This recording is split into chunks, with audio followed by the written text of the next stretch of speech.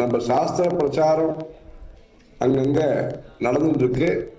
தர்க்கம், மீமாம்சா, வியாக்கரணம் இதெல்லாம் வேத பாடசாலைகள் நடந்துட்டு இருக்கு.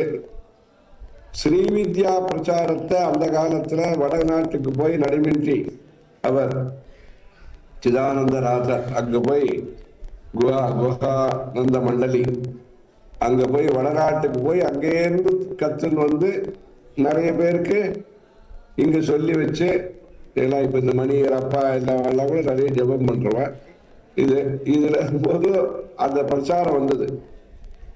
இப்போ அடுத்த லெவலுக்கு எடுத்துட்டு போனோம்.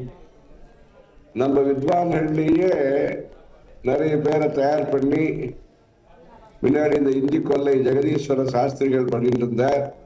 அதுக்கப்புறம் கோடா வெங்கடேஸ்வர சாஸ்திரி அவருடைய சிஷ்யர் அவர் பண்ணிட்டு இருந்தார்.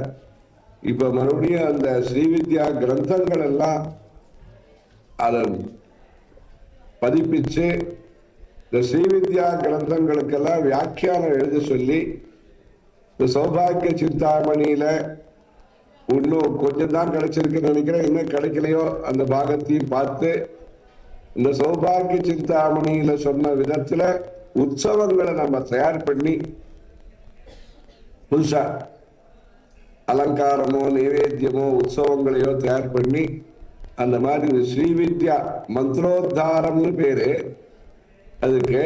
அதுல மந்திரோத்தாரத்துல யந்திரோத்தாரமும் இப்ப பண்ணிட்டு இருக்கார் மணியர். அதுல வரும்போதும் இந்த மகா தந்திரா, மகா மந்திரா, மகா யந்திரா அப்படின்னு அந்த என்ன சொல்லியிருக்கோ அந்த யந்திர வித்யை மந்திர வித்யைகளை இன்னும் சாஸ்திரியமாக நாம பிரச்சாரம் பண்றதுக்கு நல்ல ஒரு குருகுலத்துல நிறைய பாடசாலை இப்ப வந்திருக்கு. மணிமண்டபத்திலேயும் இப்ப பாடசாலை நிறைய வித்தியார்த்திகளோடு நடந்துட்டு இருக்கு. அந்த மாதிரி வரும்பொழுது இந்த ஸ்ரீவித்யைக்கும் சம்ஸ்கிருத பாடசாலை சாஸ்திர பாடசாலையை ஆரம்பிச்சிருக்காங்க. இப்போ அதோடு சேர்த்து ஸ்ரீவித்யைக்கும் ஒரு 2 பேரை ஆராய்ச்சி பண்றதுக்காக சொல்லி இது வரைக்கும் அச்சு போடாத புஸ்தகங்கள் எல்லாம் அச்சு போட்டு அது மாதிரி ஸ்ரீவித்யா மகாரணவம் பலது என்ன இருக்கோ எல்லாத்தையும் பண்ணணும். நல்ல